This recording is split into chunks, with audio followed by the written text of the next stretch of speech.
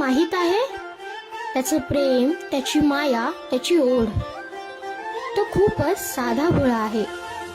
चुकलं तर माफ करतो, विसरलेली वाट दाखवतो, प्रेम करतो, न चुकता प्रत्येक वर्षी भेटायला येतो.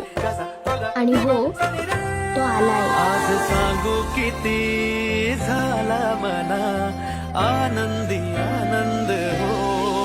आज वाजत गाजत आमच्या घरात आले हो गणपती.